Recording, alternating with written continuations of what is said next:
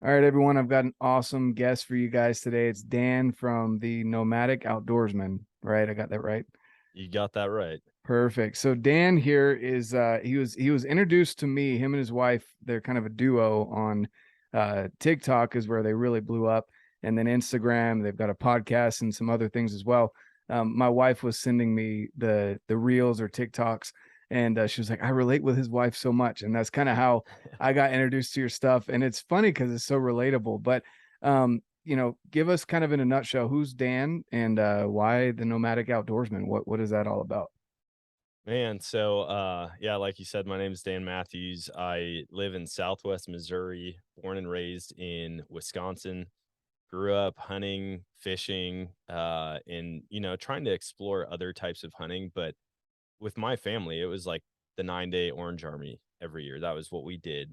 And we'd go and sit in the woods and freeze to death in hopes of shooting a couple deer. And that's really all they got into. And then I started branching out to other things. My uncle got into waterfowl hunting. And really, when I moved down to Missouri in college, that's when my eyes were open to how many different opportunities there are out there to hunt. And pretty quickly, once I got married, my wife and I were like, hey, we're going to travel a bunch. We're going to go see these different places. And I was like, hey, every state that we go, I want to fish or hunt or do something outdoors, even if it's kayaking or camping. Um, and so that's where really I started figuring out like, hey, I can go really cheap. Like if I wanted to go to Wyoming and shoot an antelope, it's $39 for a doe antelope tag for a non-resident. Why wouldn't I do something like that? That's something in my mind growing up in Wisconsin, being so stuck with that like week of Thanksgiving hunting mindset. I thought if I want to go shoot an elk, it's going to cost me 5 grand, or a mule deer is probably going to be three plus. And I didn't realize how many cool opportunities were out there. And so we moved out to Colorado for a couple of years, lived there, and did some Western hunting. And then we went to Alaska, and I bought a over the counter blacktail deer tag, shot one there, and I was like, this is it. Like I want to experience all of the hunts that North America has to offer. And I was like, at that point, I was listening to the Meat Eater podcast and Wired to Hunt and, all the normal ones that hunters get into. And I told my wife, I was like, man, these guys, not only do they hunt, but then they just sit around and talk about hunting, which is what I do everywhere I go. And I was like, I might start something like this. Well, about 2 years of me saying I'm going to start a podcast was enough for my wife. And she's like, hey, either shut up or do it. And I was like, all right, I guess I'm doing it. So Yep. I started that. It took off really well. We used TikTok and social media kind of as a platform to advertise the podcast. And it's funny because the social media side of it has blown up far beyond anything I would have ever guessed. And then through that, got hooked up with Sportsman's Empire with Dan Johnson and took over another podcast, kind of rebranded it, and that's called The Western Rookie. And so that's all about sharing the opportunities out west and how to pursue big game animals out west with people who are in my same boat. That's awesome. That's cool, man. It's funny that again, highlighting the spouses, that she was that wife that was like, okay, shut up or do it. Like, and I know a couple other guys too that are kind of in that same boat right now where like the wife literally bought him the podcasting equipment for his birthday and said, here Yes. you go. Like, are you gonna do it or not? And so yeah, my wife was kind of the same way. She's very supportive, but she kind of, laughed about it at first. She's like, oh, well, she didn't laugh. She'll get mad if she heard that, but and she does listen to it, so I'm gonna get in trouble later. But she kind of joked about, oh, okay, yeah, you just get to talk to a microphone, whatever. And then it's kind of turned into something else. And she's like, all right, maybe you were serious about this. So Yeah. yeah, it's awesome. Well, Yeah. that's It's cool, man. Oh, go ahead. it's cool to have, the support on that end. And honestly, I never expected this to really take off. I was thinking I'm gonna get on, talk about it, it's gonna be a fun hobby. And, I wanted to be consistent with it, but other things came up in life. And so I kind of put it on the back burner for 6 months. And then, like you said, your buddy's wife is buying him podcast equipment to kind of like light a fire under him. My Mhm. wife did the same thing with TikTok. She made a TikTok saying like, my husband quit his job, he's pursuing podcasting, like let's support him, see how many followers we can get. And I had like 15 episodes on the podcast that were released, and I had 90 total listens, so like Hmm. 6 downloads per episode. Yeah, yeah. Absolutely nothing. And over the course of like 3 days, she's like, "Hey, stay off social media. Let's spend time as a family." What that really meant was, you stay off because I don't want you to see the videos that I'm posting about you right now. And I get back on and I've got like 5,000 downloads. And I was like, "No way." And that's really how it took off. And the social media side of it is just highlighting the struggle of being married to someone like me who will completely abandon his family to go chase a deer. That's awesome. Yeah, it's pretty funny to watch some of the stuff, and it's really entertaining. And it's I think it's entertaining so much though because it's relatable, and you're not doing it in a like a vicious way. But honestly, sometimes we're just so single-minded. Like my wife knows at this point, she's like, "All right, well, I've got you for about another 2 weeks, and then I won't know who you are until the end of September." And I'm Yep. like, "All right, well, at least you get it, right?" And then when the kids get old enough, they're going to be out there with me, right? And no matter how much I invite her, that's not really her thing. So she's okay with that, and we're kind of pursuing it that way. But that's awesome, man, that your wife, again, being so supportive. I don't know anyone that is successful in these pursuits that doesn't have a successful wife behind the scenes, or spouse. But you mentioned Meat Eater, Wired to Hunt. Those are some of the ones that I listened to too, whenever I started. And they're just great people to listen to, good information. They don't ever seem to run out of things to talk about. I don't know how, but I guess decades of hunting will do that to you. But they you know you guys have kids, or you just have the one on the way? We've got 2. Okay. We've got 2. My son is 5, my daughter's 4, and Mm. then my wife actually just delivered a baby, but it was for a Oh, couple that's right. that can't have one. So, yep, still just 2. Good. You're like, okay. It worked out great. I was like, Yeah. "Yes, I don't have a newborn leading into season. This is amazing." Yeah, that's a good one. That's awesome. Yeah, so 2 kids, and then is this your full-time thing now? You do podcasting full time, or do you have a 9 to 5 as well? Nope, podcasting and social media is it. It's weird to say, I get crap from my buddies all the time. They're like, "Oh, big time influencer doesn't have any responsibility." I'm like, all right, whatever." But I get to do what I love, and that's Yep. what I mean, really, at the end of the day, my wife and I decided that our version of success was not gonna be how much money we had in the bank. It was gonna be how much time we had to do what we love. Mhm. And that's what we've done. We just at every turn, we're looking at our free time and how much family time we have. And so that's what it all comes down to for us. How we can maximize that and maximize the adventures that we go on when we do have that time. Yeah, that's awesome. That's really good. And even though you joke about abandoning the family during hunting season, the fact that you are like, it comes off as obviously she's supportive. She's not doing this out of spite, or just because she has to.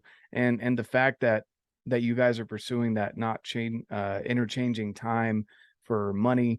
You're wanting to have as much time as possible with your kids, even though your kids are really young, and they probably wouldn't remember.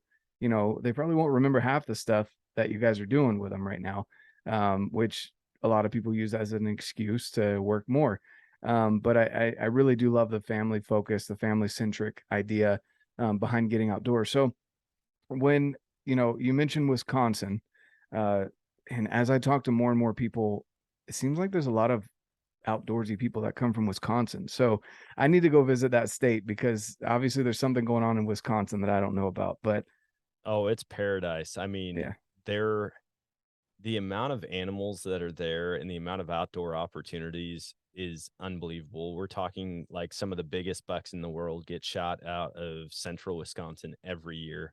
The waterfowl migration, turkey season, then you've got coyotes and I mean wolves here and there. They'll open up a couple tags every now and then shut it down again. But like elk, they're making a comeback. They're giving a couple tags out for that every year. Bear, basically everything you could imagine, even salmon fishing. Like you can go up and salmon fish the Great Lakes, fly fishing. that everywhere you go in Wisconsin, there's amazing opportunities for hunting and fishing. That's awesome. Yeah, I definitely need to go up and check it out and see what the cheese curds are all about. And, you Oh, know, dude, don't even get me started on that.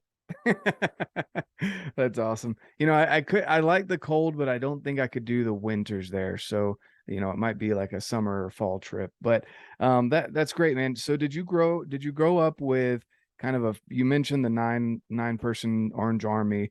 But did you grow up outside of hunting, going outdoors a lot, spending out time like outside time or with your family, or how was that brought about? Oh yeah, I mean, we were outdoors all the time. There were basically my elementary school years were all spent out in the country. We lived on this this property that seemed like 40 acres, and now when I drive by it, I'm like, dude, that yard's like an acre.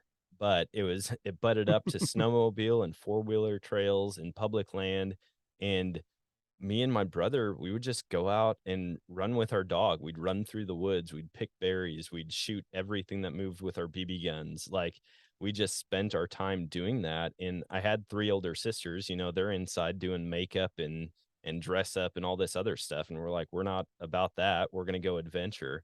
And so it was always about getting outdoors as much as we possibly could. And my family, I mean, they were focused on that. Like my mom is one of the most diehard hunters that I know. My dad, he loves to hunt. All three of my sisters ended up hunting at some point or another. Um, but we would go camping together as a family. We'd spend a full week every summer at this camp. We'd go swim in the lake. We'd go adventure, and so we've always been driven to be in the outdoors and in God's creation. And I was a part of, not many people know about this organization, but there's a Christian Boy Scouts group called the Royal Rangers. And I was a Royal Ranger, right?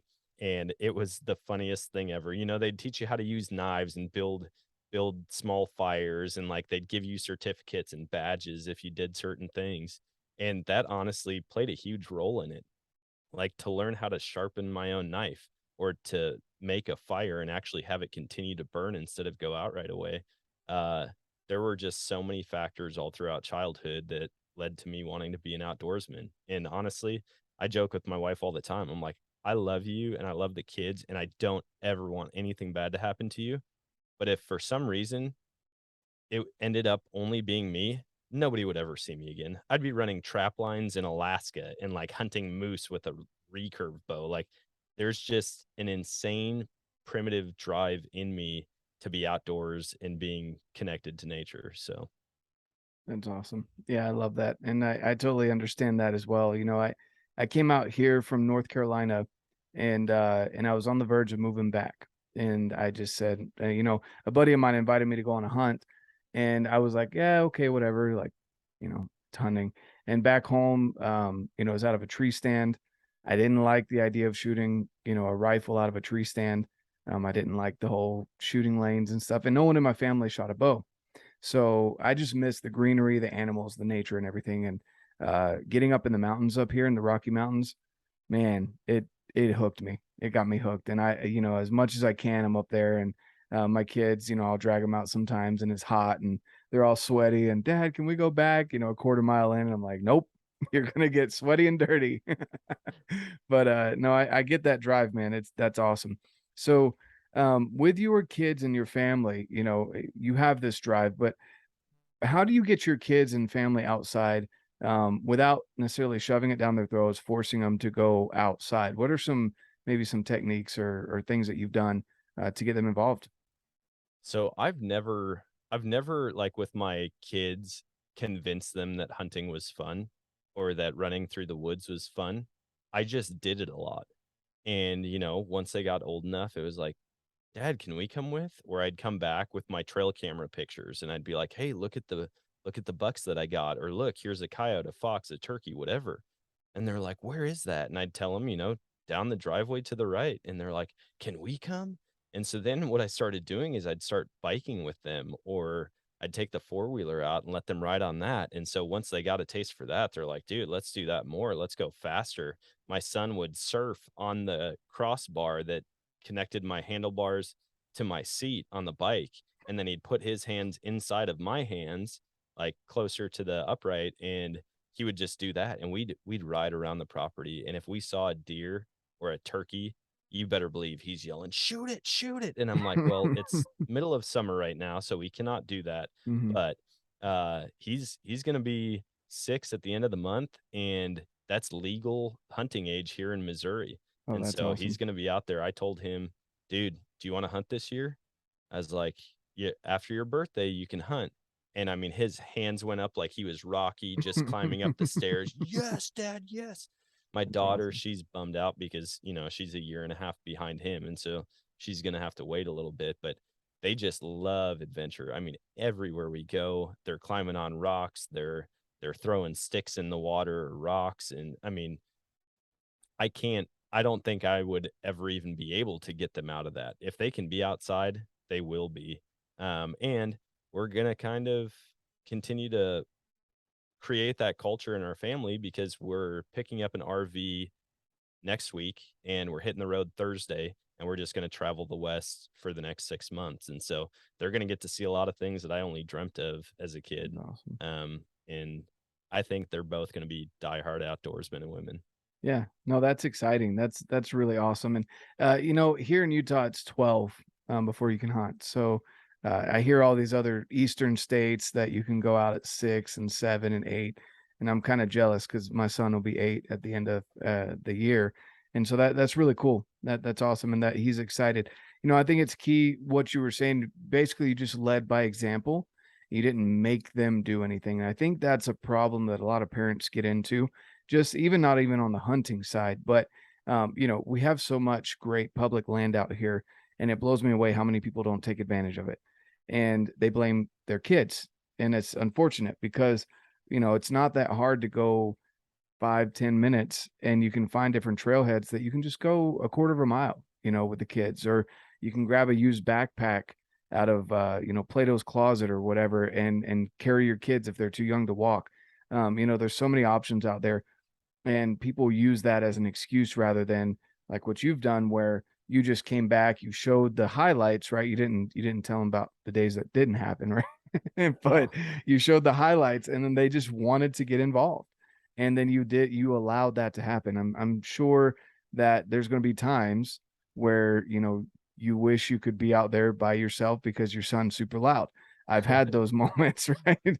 We're scouting turkeys, and he's like, Dad, I see him. And he's like, and he tries to do a gobble, and the turkeys spook, right? But it's just, it's so much fun to get the kids outdoors. And I love, your examples. And what about your wife? Do you guys go out? Do you hunt as a couple, or what do you guys do during hunting season? so we've done a ton of floating. Like we'll go hop in the canoe and float, do a weekend float trip. We go camping a lot. I mean, we even when we were dating, we were out camping and floating rivers here in Missouri and down in Arkansas. She's come out for several hunts. She actually got her first deer 2 seasons ago now. She is just so driven that I don't think Eastern hunting is for her because like, we sat up in the tree stand, and we were probably up there 45 minutes Mhm. opening day, first time she had ever been up in a tree stand with me, and she's like, "Is this all you do out here? Like, you don't move?" And I'm like, "From sun up to sundown, baby, like, this is it." And she's like, "Oh my gosh, I don't think I could do this." And she ended up getting a deer, absolutely loved it. I feel like the experience was a little bit tainted because as soon as she shot, we went to recover the deer, and my buddies came from the other side of the property to help, and all of a sudden our phones start blowing up with tornado warnings. And so Oh, it awesome. wasn't even like, "Hey, congrats, babe, you did it." It was like, "We got to move fast, got this deer, throw it in the truck, we got to get out of here." And she is excited to go back out. She wants to go out and shoot a buck. If she had to sit in a tree stand as many hours as I put in every season, she'd be out. But I really think that she's going to love Western hunting.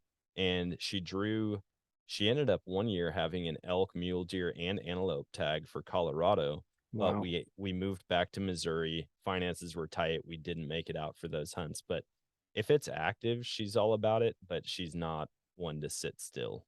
Gotcha. No, that makes sense.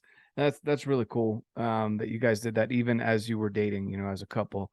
For me, it was kind of onset, early, late onset, adult onset, whatever you want to call it, hunting.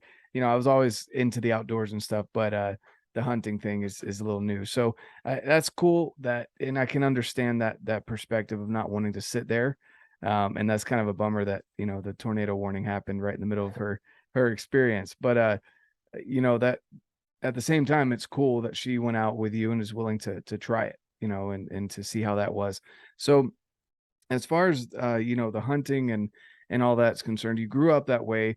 You saw your family involved. You and your brother went out and did stuff all the time, and you were a Royal Ranger, which I was in the Boy Scouts. So it sounds, I mean, basically the same thing, just Yep. like what you were saying, a Christian based version of that. So that's all really awesome, man. So tell us a little bit more about what it's like to basically be the influencer that you are on TikTok, and to make these videos and come out of your comfort zone of I mean, basically not wanting to dance and stuff. I heard you on your last podcast, or maybe it was second to last one, saying that your dance moves have gotten a little bit better. You know, how so how have you come out of your shell, and I mean, what drives you to want to share this with other people? Man, I've always been like the class clown type of guy. Like I like making people laugh. And so at the end of the day, if I can get a couple laughs out of terrible dance moves, like early on, I was like, I'm not, unless I'm really good at it, I'm very competitive. So if I'm not like great at something, I don't even want to do it. Or I want to get better at it and then people can see me do it. So with the dancing thing, I was like, no way, I'm not doing this. I'm not doing this. Well, then my wife would just like take the video and post it anyways. And I'm like, wait, what? Hold on, you can't do that. And so, you know, that it kind of comes with the territory. There's some stupid dances that we do. Most of them are on her channel, but at the end of the day, the whole social media side of things, I wanted a way to engage with a lot of people and to have that interaction. And so I said from the get-go, I was like, man, I'm gonna try to respond to every comment that I get. And once I got to a certain point, obviously that is not feasible, but early on, I mean, I'd have a video take off and I'd have 3,000 comments and I was like, "No way, this is crazy." I would go through and read every single one and respond to them, and I discovered that instead of getting these big time hunting personalities on, even though like if Steve Rinella called me and he's like, "Hey, can I be on your podcast?" Well, sure thing, dude. Absolutely. Name a time. I'm gonna make it happen.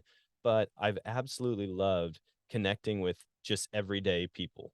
The people that love to go and fish in the city pond and catch bass. Like that's what they do to get away. That's what they do to enjoy creation. And so once I discovered that, I was like, man, I want to just connect with everybody. So when people send me messages like, hey, have you thought about going and doing this hunt? Or would you ever be open to taking someone new out? Absolutely. I try to hunt with 20 new people every year. And that is my passion. It's just advancing the sport, advancing all of these activities that we love by getting new people involved or helping the people who may have done it for a long time and have never actually seen success in the way of bringing home fish or meat or whatever. I want to help people on that side. And social media is just an amazing platform to get information out there, to connect with people from all over the world.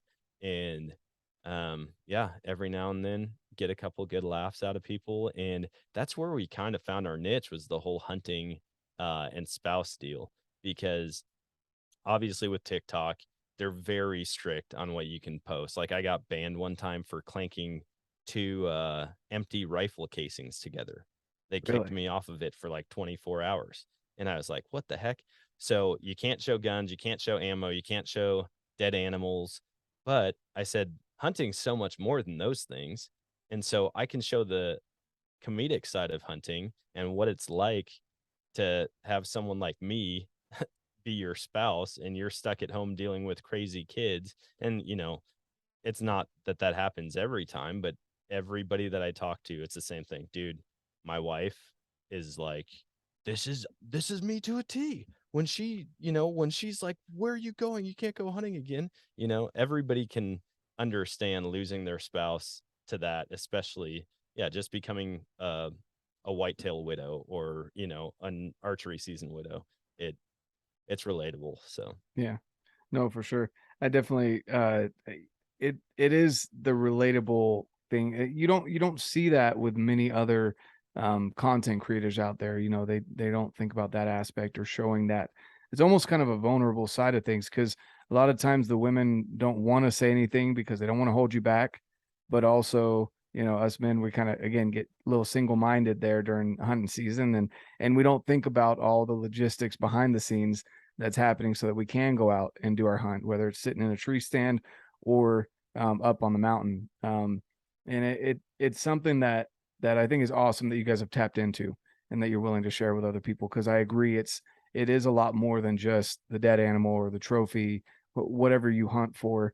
You know, there's a lot more behind the scenes that goes into it.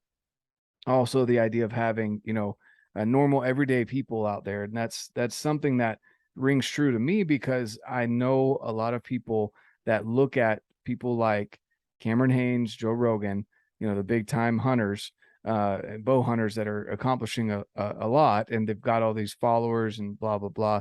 You know, and they think they'll never be able to reach something like that, and they're not comparing their lives apples to apples with someone like you and me, right? Yep. Where we kind of just do what we can, and there's sometimes, like you were mentioning before, where you have to give up a hunt because you can't either work it into your finances at the time, or you didn't draw this year, or whatever it may be. But why? I mean, I guess the Nomadic Outdoorsman. Why that name? I think you kind of mentioned it at the beginning, but yeah, why the Nomadic Outdoorsman? I mean, really what it comes down to is I love certain types of hunting for sure. Like I've got my list of what I like more. But at the end of the day, I just want to go. I want to go experience new things. And I think that's captured in the name Nomadic because I'm just always on the move. And so, if someone says, "Hey, did you know you could go and hunt this in Arkansas for this much money and this is the season dates?" I'm like, sweet, sign me up. Like, I've got time. Let's make it happen. And that's my goal. I mean, every time people come to me with a new type of hunt, I'm like, I want to experience it because there's so many things that I feel like as a hunting culture, you learn from, your dad or your uncle or some significant role in your life. Well, you learn how to do it the way that they do it. And you don't necessarily know about the fact that you can go shoot iguanas with a blowgun off of a boat in Florida. You know, Right. there's Yep. things like that all over the place. And so if I wasn't nomadic, if I was stationary here in Missouri, my opportunities would be great, but they'd be limited. Odds of me drawing an elk tag in Missouri, slim to none. Bear tag, slim to none. We don't have moose here. We don't have wolves here. I can't go fish for salmon somewhere. And so there's so many things that just in order to experience them, I have to be going somewhere else. I have to travel. And the nice part about that is the family comes with me, not on every hunt, but if we're traveling, typically we're all together. And then I'll just try to sneak in a day or two doing something fun like that outside. And I hope that they all, want to do that down the road also. Definitely. No, that's awesome. I love that idea of being nomadic with your ideas, not being so focused on one thing, which there's nothing wrong with that. But you have this other idea of, I don't necessarily want to pigeonhole myself into one thing, or you haven't found that one thing that you're super passionate about. You're passionate about all of them. And so I love that idea that you just, you're able to bounce from one thing to the other. Cause like there's things that for me don't really pique my interest, but it sounds like just about everything piques your interest. So that I think that's cool perspective. I haven't really heard of anyone else that is like that.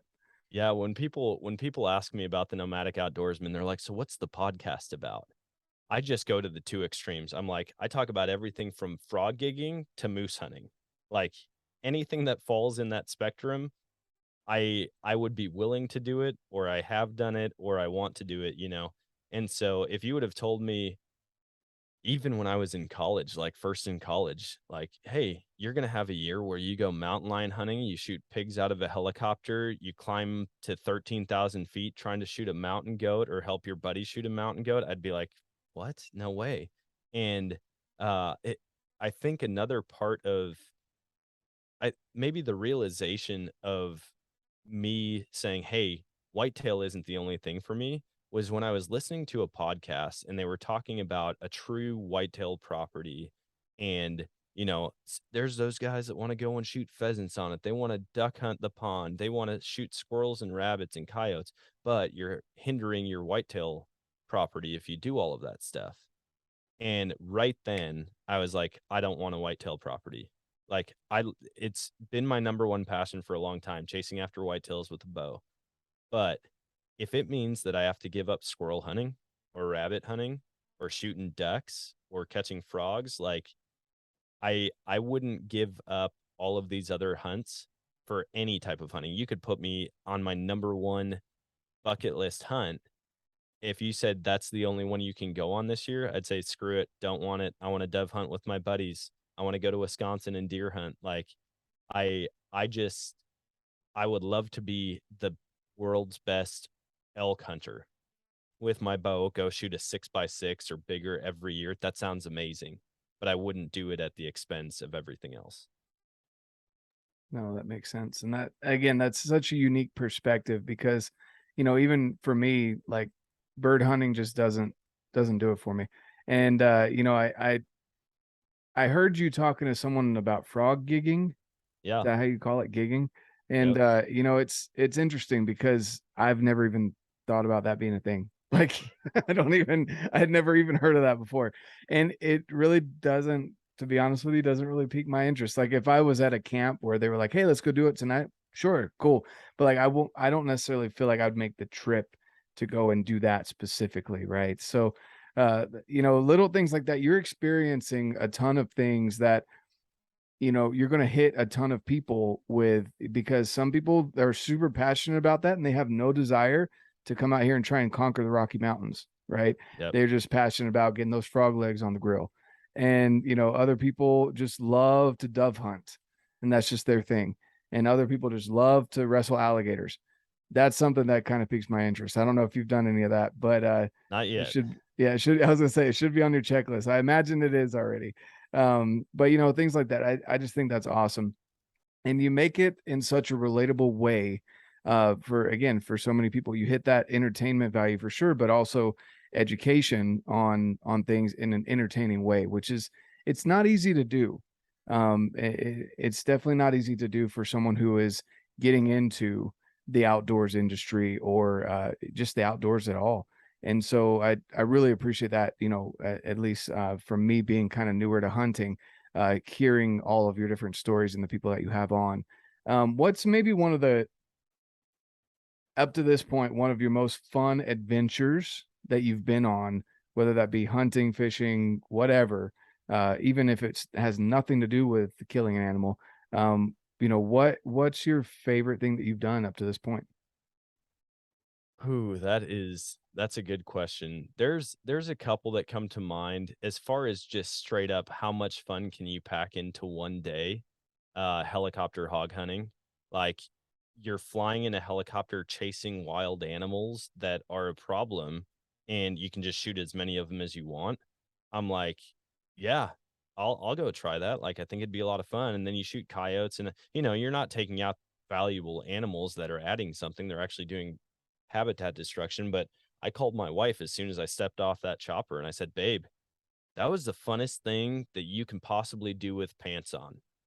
And maybe it would even be funner than some things you can do without pants on." And she's like, "Really? Oh my gosh, are you kidding me?" And I was like, "I'm telling you, this is something I will do as often as I can." Um, as far as the adventure side of it goes, though, two hunts come to mind. One would be the mountain goat hunt that I went on with my buddy. He drew basically a once in a lifetime mountain goat tag and he said, "Hey man, here's the dates." I said, "Dude, I'll take off the entire time. I will be on the mountain with you from sunup to sundown every single day." And the physicality that was required from both of us on that hunt was unbelievable. I mean, I'm talking climbing to 13,000 feet every single day through scree fields and boulder fields, and you're seeing rock slides like off in the distance and climbing over deadfall. Like it was brutal, but I found myself being completely wiped out, like exhausted beyond anything I knew that I could be, and wanting to go back out and do it again immediately. It was a great adventure. I saw some of the most beautiful country ever. Got to glass up mule deer and elk while we were out there, and just a lot of cool encounters. Caught trout at this 10,000-foot creek up in this giant mountain valley. Ate those. Had high country surf and turf, mountain goat backstraps, and trout fillets. It was amazing. And then probably the most memorable out of all of them, and still extremely adventurous, was uh, Alaska, Kodiak, Alaska. My wife and I hiked up this mountain, and I think we left the car at 8 or 9 p.m., but it's summer. I mean, it's July 31st, I think it was, when we were hiking up the mountain. And it was like 3 hours of daylight left, 4 hours of daylight left still. And we were going up on this mountain completely by ourselves in a state that we were in for the first time. And I had a black-tailed deer tag. We knew we were in grizzly country. We had already encountered him a couple days before. And we get up to this glassing point, and I was like, hey, we're just going to get up here. We were making noise. We were singing songs. We were counting off loudly so that, we weren't going to surprise any bears. But I said, once we get up to that clearing, let's just look and make sure there's no bears around. Well, we get up there and I look, and immediately I see this, like, a blonde beach ball walking towards me, and it's just the head of this grizzly. And so I just yell out, hey, bear. And it stands up. Well, as soon as it did, I saw the two cubs that were with it that stood up, and they were yearlings. And so I knew mama was Mm. going to be pretty protective. I drew my sidearm. My wife grabbed the rifle, and we were just yelling, getting its attention, making sure it knew where we were. And thank God it went the other way. I mean, they all stood up and looked at us, and then turned around and went over the hill. And we proceeded to set up a two-man camp, or a two-man tent, about, I don't know, a couple hundred yards from that point. My wife looked at me. She said, I'm doing this because I love you, but I am not happy about it. And I've heard that so many times. yeah, we stayed in that tent. She didn't get a whole lot of sleep. I slept like a baby. Woke up the next morning to probably 30 deer all around us. I mean, this valley where we decided to camp, we were up on this knob, and you could see for 200-300 yards in every direction, and there were just deer everywhere. And I was like, this is unbelievable. This is paradise. And so yeah, I ended up shooting my first ever animal in Alaska, and we packed it out. So yeah, there's been a lot of really cool adventures like that. And the one thing that I will say, like with frog gigging, if you ask anybody, I can't imagine that if you did Family Feud, right, and you ask the 100 people, and these are the top answers, probably none of them are going to be frog gigging. But every type of hunt that I've gone on brings a whole different element to it, and there's enjoyment that comes for different reasons.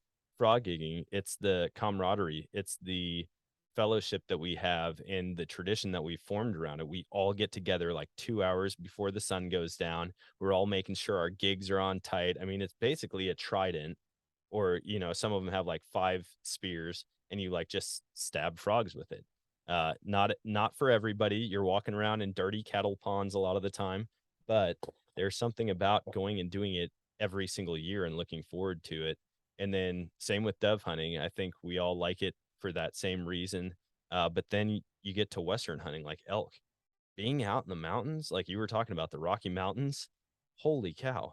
I could go and sit there behind a spotting scope or binoculars for a full week, even if I didn't have a rifle. Like, just go and sit and watch animals in their natural environment. And so that's where, although certain hunts might not excite me, even leading up to them, I'm not like, oh man, I cannot wait to get out there and do this. I know there's going to be some element or some reason that will draw me back to do it again. Yeah, exactly. And that's again, it's such a unique perspective. You hear there's so many people that just specialize in certain things, like what you were saying with the whitetail property, that it's cool that I mean, you've been frog gigging and all the way to up there in Alaska with your wife, which honestly, I've heard that phrase so many times. I'm doing this because I love you. I'm not happy about it. And or just the, that look where they look at you and they're like, oh, I love you, with the I love clenched you and I teeth. want to choke you all at the Yeah, same time. exactly. That's so cool. And that's awesome that you guys, I mean, it's a scary experience, but it's cool that you were able to experience that together. And that you guys share that. Again, the family aspect of it is so critical.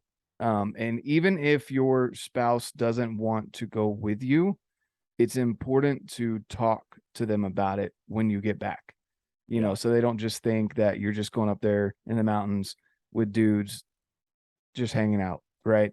My wife joked about it the other day. She was like, I've noticed a lot of the guys that you go to jujitsu with, you get all sweaty and want to roll around in jujitsu gear, and you go up and disappear for a couple of days in the mountains with these guys. They're all pretty handsome, like. But it's always good to talk to your spouses, when you get back, because that's just even if they don't care, Yep. even if they're like my wife, that's like, we're not buying another freezer, Yeah. like, it's one of those things that's super important to involve your family, so that if the kids, like your kids, want to get involved, they know that dad is there to get involved with them. Dad is passionate about this. They can hear it in your tone of voice. They can see it in the way you talk to them about it. It's so critical to involve your family, because it really can be a division. It can cause a lot of division. I've seen that too. And I'm sure you have in friends or other family members that don't involve their family. They just disappear for the month of November or whenever it is that you go out and you go hunting, and they come back and they're like, well, why is she so mad at me? Or Yeah. where's my family at when they come back? And I just really appreciate that aspect of it that you guys incorporate. Yeah. Now oh, go ahead. We do one thing that I've made sure to do, because I know it's difficult, it's taxing on her when I'm gone, and she's basically a single mom for that period of time. Um, but another thing that I always do, like when I come back, one, I miss my wife, right? So I want to be around her. I want to hug, I want to kiss her, I want to talk to her. And I don't know if it just happens subliminally, like the whole Pavlov's dog theory, right? They hear the bell and their mouths start salivating because they always get a treat when they hear the bell. But with her, she knows that when I come home from hunting, I'm just a more loving person, because 9 days away from my wife and kids, like, that's not easy on me either. Am I thinking about them and missing them every second of it? Well, not always, because I'm chasing after a wild animal with a bow or a gun. But when I get home, she's explained that to some of her friends, and I don't even think she told me that firsthand. I think I asked her about it because my buddy was like, "Dude, my wife asked, why do you always let Dan go hunting?" And my wife's response to his wife was, "He's always so loving when he comes back." And, like, I look forward to that when he comes home, and it's just like our marriage just almost restarted. We go into a mini honeymoon phase again.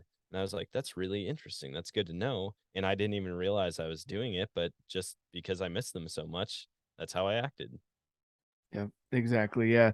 And that's, that's when you're doing it right. That there's a lot of times where, again, there's people, you hear the horror stories of, coming back and things not being okay.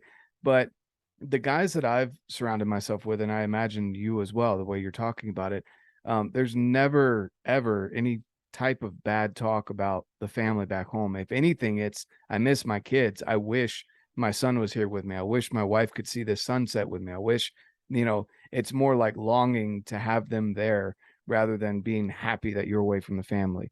Obviously, you're passionate about being out there, but when you can just see that in people. You can hear it in the way they talk about them, and I love that, man.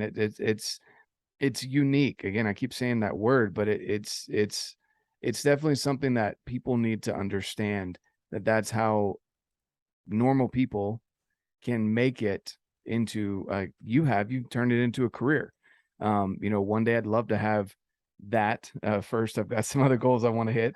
But before, I turn it into a full blown career, I'm setting those goals just like you guys did. You guys had certain things that you even mentioned, you put things on the back burner for a little bit because you had goals that you were trying to meet. And I imagine your wife talked to you about that. You guys had these joint goals that you were wanting to accomplish before you just said, all right, I'm done. I'm going to podcast, and I'm going to make these crazy videos with you and share what I'm passionate about with everyone. So, do you have any pointers, for people that, maybe that we haven't brought up at this point, but that work for you, being gone so much from your family? Yeah, I mean, I think there's a lot of little things, and obviously knowing your spouse and what's going to impact them the most. Like if you haven't done the love languages deal, figure out, what it is, if it's gifts or acts of service or words of affirmation or whatever it is for your spouse, figure out what it is that they actually value. Because if your spouse isn't a present person and you're like, "Hey, I bought you one present for every day that I'm gone," they're going to be like, "That's the dumbest thing ever. I don't want, like, what do I need that for?" But, if they like to be encouraged with letters and stuff, leave them a letter every day that you're gone. Make sure that you can get to cell service a couple times throughout the trip. Or one thing that's amazing, and I dropped the ball big time on that same mountain goat hunt. I had no cell service whatsoever the entire time we were out there. And I kind of expected that. And I told my wife that I probably wouldn't. And we were driving out of the mountains, finally got back to cell service. And one of the guys, Josh, that was with us, he was like, "Hey, yeah, I told my wife that we'd probably be coming out on this day." And I was like, "Well, how'd you do that?" He's like, "Dude, I've got this Garmin InReach." And I was like, "What does that mean?" He's like, "It Bluetooths to my phone, so I can essentially text my wife through the satellite communication device. I've been texting with her every day." And I'm like, "Oh my gosh." I'm like, "My wife is gonna kill me. If she knows that I could have been texting her through your device this whole time." And I told her, Oh and she's man. like, "Oh my gosh, are you kidding me? I missed you so much. I would have given anything to hear from you." But things like that, I mean, you can get an in reach. And even if you say, "Hey, I'm gonna check in with you once a day," because obviously part of getting out west, getting out of cell service is like you're not tied to your phone, you're not getting Hmm. work emails, things like that. Yep. And so it might take away from the experience if the whole time, you're getting messages like, "Oh my gosh, my son did this today and I can't believe you're gone." It might, you Hmm. know, ruin it. But if you go into it with the understanding, like there's tools out there now, like the technology is insane. You can keep in touch with your family. You can set up fun things, before you leave, set up an appointment for your wife to go to lunch with her friends or go get coffee or do her nails. Uh, leave gifts for your kids. There's so many cool things. And again, it all comes back to figuring out what makes your wife tick, what your kids enjoy, and just almost have there be excitement while you're gone so that they're not just sitting around missing you the whole time. Yep. No, exactly. Yeah. And that's a common theme that I've heard amongst people that are successful hunters, successful outdoorsmen, but also successful in their marriages and their families, is having that again, figure out your wife. If you haven't by now, go figure out your wife, figure out what her love language is. I'm still working on that, to be honest with you. But she definitely, like, I went up scouting this last weekend, and she was like, "Okay, so you're gonna have your Garmin on you, right?" And I was like, "I don't know, it's only gonna be one day, so it's not that big of a deal."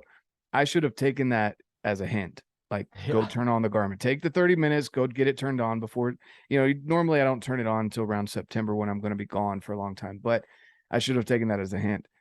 And I ended up only doing half a day because I was like, she needs me back home. Like, Yeah. not having cell phone service probably was a big mistake. And so, and it's not any pressure that she put on me, right? But that's just, again, the part of marriage where go spend a couple $100, get your little Garmin Mini, and Costco always has good deals around this time of year. And just go communicate with them, but also be open, like, hey, I'm not going to have this thing on all day.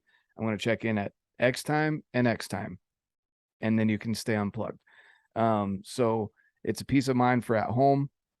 Your wife loves to hear from you every once in a while. Make sure you haven't fallen off that mountain that you just climbed going after mountain goats. And it's just a good piece of equipment to have. So I love, those are good pointers. I definitely appreciate that as well. As far as fitness is concerned, how do you prepare? I mean, you're in the outdoors a lot, right? This is basically your job at this point. So you're obviously adapted to that. You're a very active person. but do you do any sort of like anything in the gym, or do you do CrossFit? Do you do running, biking? Is there something that you have a training regimen for, or do you kind of rotate it through? How do you handle fitness? Well, the only fitness that I had done was fitness food in my mouth before the last couple months. Yep. I've always been pretty active, right? Like I play basketball a couple times a week. Like I try to do some type of cardio, but honestly, my dad bod was getting out of control. Like I gained more weight than my wife did during her pregnancies, and I just wasn't doing anything about it. And she was growing a And human. Okay. yeah, I'm like, I don't understand. There's two of you, and I still weigh more than both of you. But no, once I knew that I was going to be going on the mountain goat hunt with my buddy, I was like, dude, I really got to get in shape. I'm now coming from Missouri at 700 feet or 900 feet elevation, depending on, where around here you live. What floor And we're you're going to on be in the hiking at in the building? 13,000. Yeah. I was like, this is insane. So I threw a pack on and I put 50 pounds in it and I started hiking 5 miles a day. That only lasted a couple days. And then my body was like, screw you, and shut down and I got sick. But I was like, if I just stay active, honestly, mentally, I feel like you need to have a better uh mental condition than you do physical condition to do some hunts. I've been beat on the mountain by dudes. There was one guy, his name's Dan. He helped me pack out my first elk, and he didn't even bring a pack frame out. And we were miles in, and it was almost all incline on the way up because we dropped down into this Wow. valley before we got this elk. And he didn't have a pack frame. He carried 2 bags of meat just on his shoulders in game bags. He's double my age, and he beat us all up the mountain. And I was That like, old this man doesn't farmer make sense. strength. Like, yeah, I'm like, dude, you're not even in shape. Like, if you looked at him, it's like there's no way he could even make it, much less do that and be faster. And so I was like, all right, part of it is just the mental side of it for me is like not having quit. If you go into it knowing like this is gonna suck, I'm gonna suffer, but at the end of it, I know I'm gonna want to come back and do it again. Um, that's a big part. Lately, though, I have been focusing on um, my physical self, I guess. I've been eating right. I've been in the gym.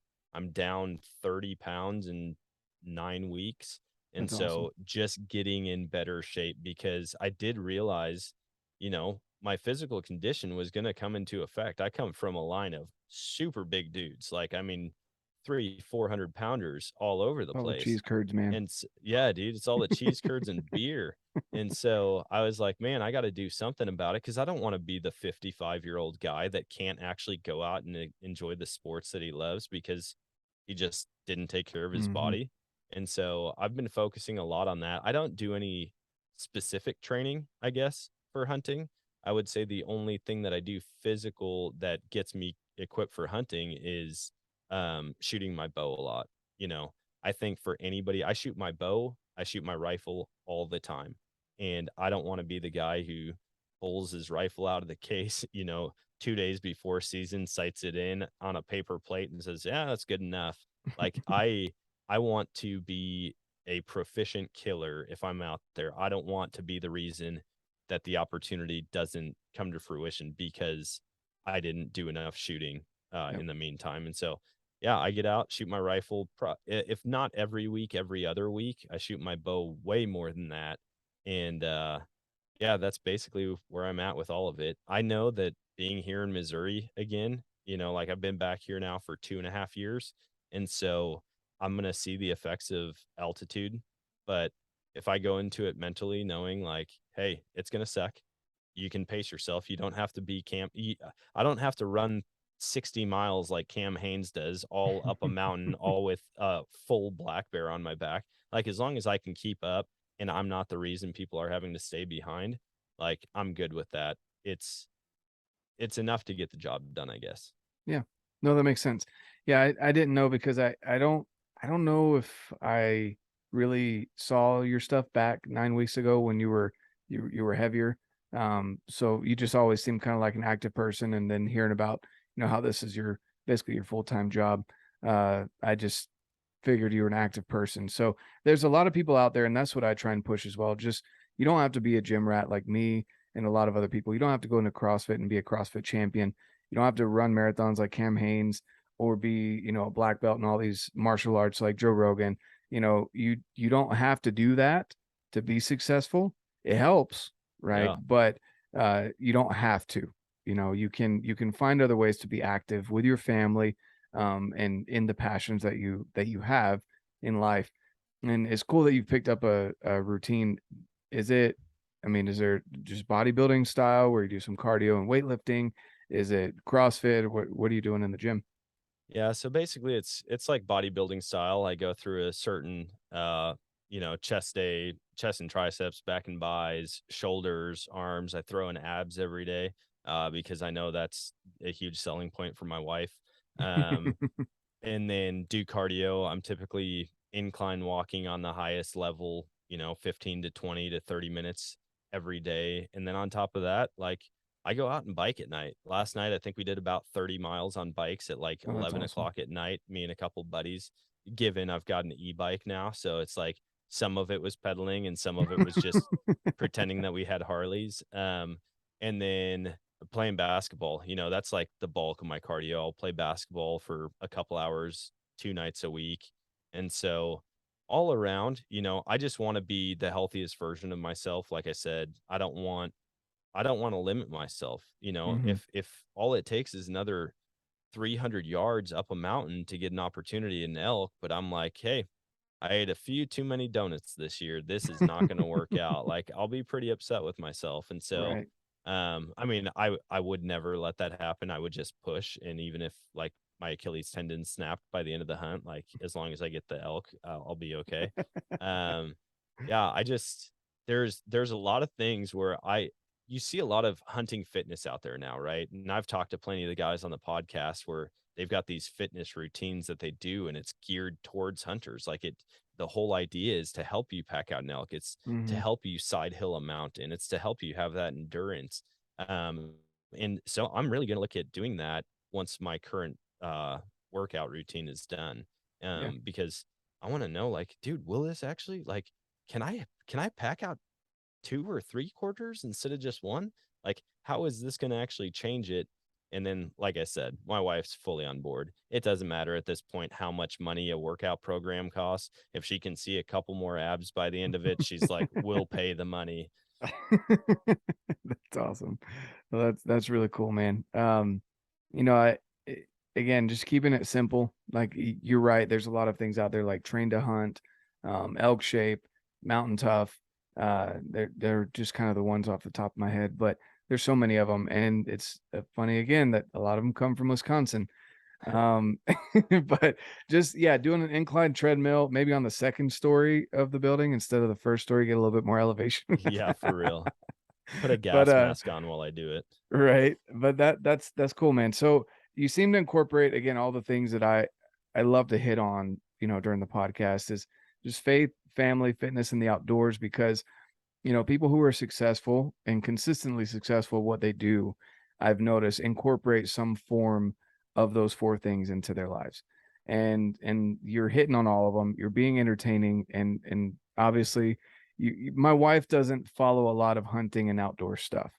The fact that she related with your wife and you're saying I think there's an entry for a lot of people to follow your stuff because honestly, I probably would have never come across you if it wasn't for that. It's amazing how many people reach out and they're like, "Oh my gosh, my wife got me onto your TikTok page or your Instagram Hmm. or whatever."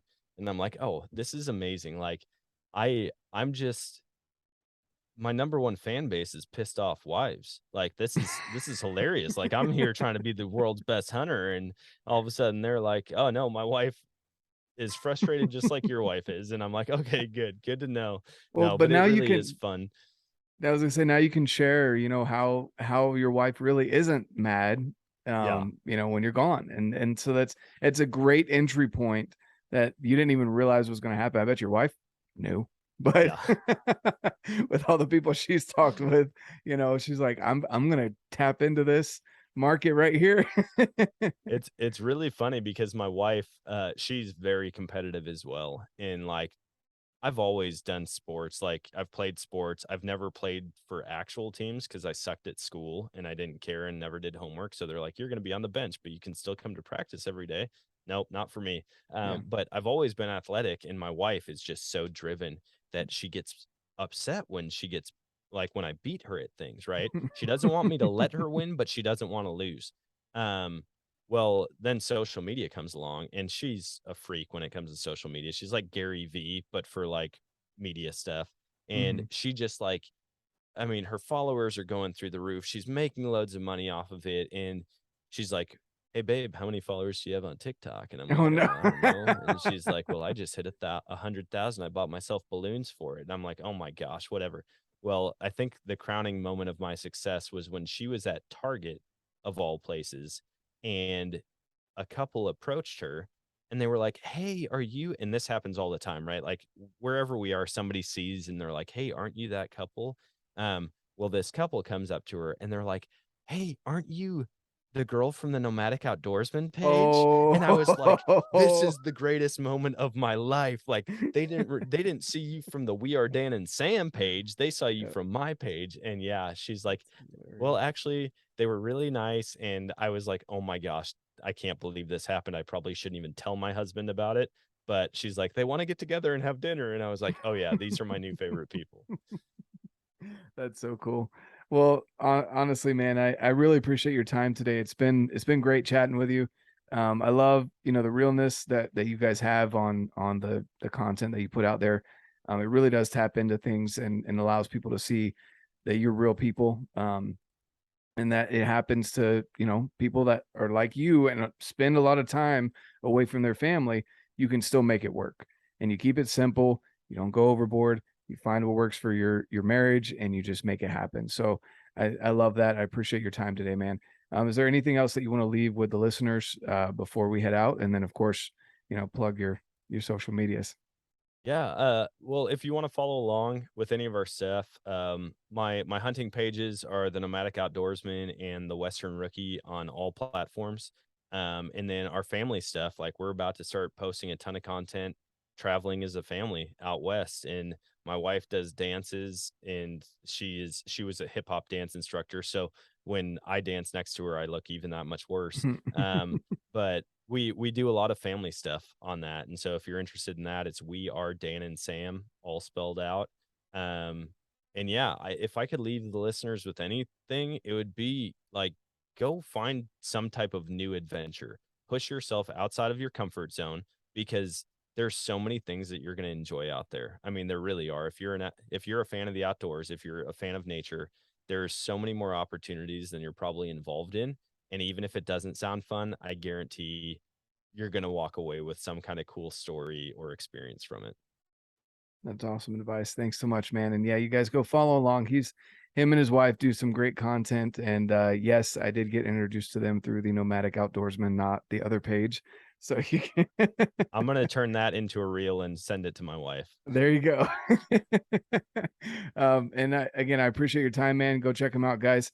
And as I always say, get out, live your life, and love it.